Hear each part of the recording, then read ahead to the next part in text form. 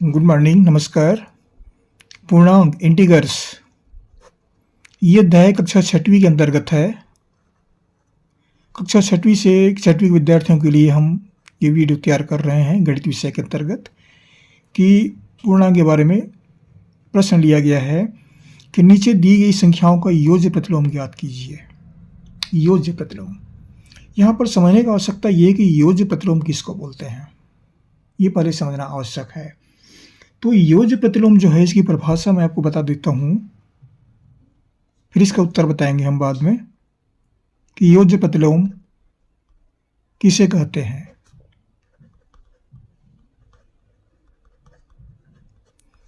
योज्य प्रतिलोम तो किसी संख्या का योज्य प्रतिलोम वह संख्या है जिसे उस संख्या के साथ जोड़ने पर उसका मान शून्य प्राप्त होता है।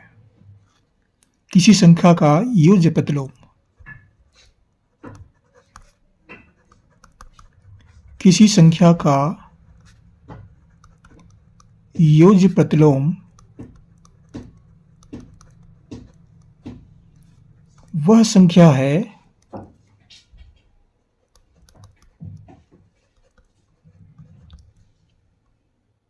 जिसे उस संख्या के साथ जोड़ने पर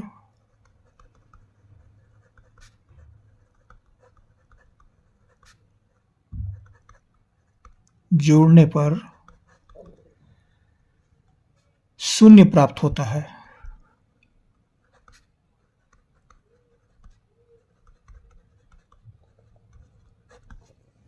कहने का तात्पर्य है कि ऐसी कोई संख्या जोड़ें कि मान शून्य प्राप्त हो जाए, ये शून्य प्राप्त होता है। 17 में हम ऐसी कौन सी संख्या जोड़ें कि उसका मान शून्य प्राप्त हो जाए। जोड़ना है, योज्य मतलब जोड़ना, प्रतिलोम मतलब विपरीत चिन्ह से जोड़ना है उसको, ये कहने का मतलब ये है। तो 17 का योज्य प्रतिलोम हम निकालेंगे। 17 का योज्य प्रतिलोम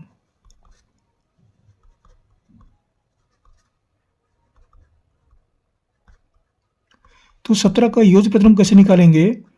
17 धन ऋण 17, ऋण 17 को हम जोड़ रहे हैं। यहाँ कहने का मतलब ये ऋण 17 को हम जोड़ रहे हैं तो इसका मान जो है ये शून्य के बराबर होता है।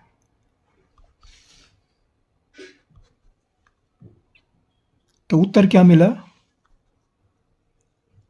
उत्तर बराबर ऋण 17। ये उत्तर है, ये उत्तर है। उत्तर बराबर ऋण 17। तो 17 का योज्य प्रतिलोम ऋण 17, ये उत्तर है। ये दूसरे प्रश्न पर आते हैं। ऋण 23, ऋण 23 का योज्य प्रतिलोम, ऋण 23 का योज्य प्रतिलोम तो ऋण 23 का विपरीत चिन्ह होना चाहिए तो उसका मान शून्य हो जाएगा जोड़ेंगे तो योज्य प्रतिलोम बराबर, जैसे ऋण 23 है, ऋण 23 में हम धन 23 जोड़ देते हैं तो इसका मान शून्य हो जाता है। ये शून्य हो गया तो हम क्या जोड़े हैं, धन 23। तो इसका ऋण 23 का योज्य प्रतिलोम होगा 23। ये इसका उत्तर है। अब यहां पर धन 23 कर देते हैं तो भी ठीक है। ये तीसरा है 68, 68 का योज्य प्रतिलोम, 68 का योज्य प्रतिलोम, योज्य प्रतिलोम कैसे निकालें। अब इसके चिन्ह देखते हैं। पहले चिन्ह क्या है, 68 के चिन्ह जो है कुछ भी नहीं, मतलब धन है ये। तो हम क्या करेंगे, ऋण इसमें हमको जोड़ना पड़ेगा, बराबर 68 धन ऋण 68। तो ये धन और ऋण मिलकर के ऋण होते हैं, 68 ऋण 68 हो गया। ये 68 ऋण 68 ये कट जाएगा, बराबर हो गया। तो मान कितना मिला, शून्य। तो 68 का योज्य प्रतिलोम क्या हुआ, 68 का योज्य प्रतिलोम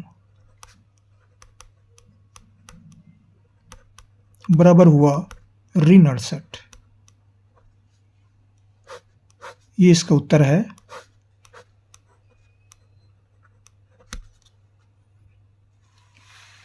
अगला प्रश्न में आते हैं ऋण 75। ऋण 75 का योज्य प्रतिलोम।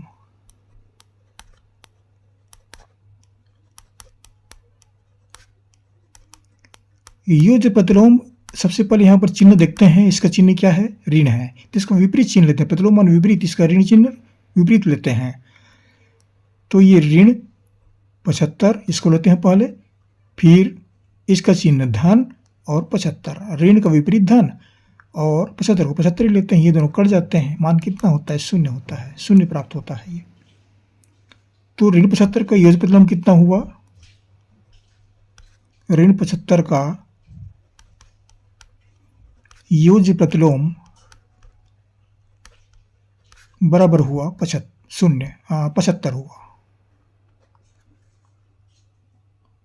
संख्या वही रहता है, चिन्ह बदल जाता है। ऋण का धन होता है, धन का ऋण होता है। ये सब लिखने की आवश्यकता पड़ी, एक लाइन में लिखते हैं तो भी सही उत्तर है ये। योज्य माने जोड़ना, प्रतिलोम माने विपरीत चिन्ह।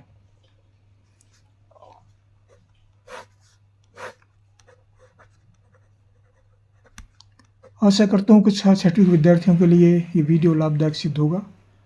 आप जहाँ से पढ़ रहे हैं कमेंट्स भी कीजिए कि आप कहाँ से पढ़ रहे हैं, और हमारे चैनल को सब्सक्राइब करना ना भूलें। सब्सक्राइब अवश्य कर दीजिए।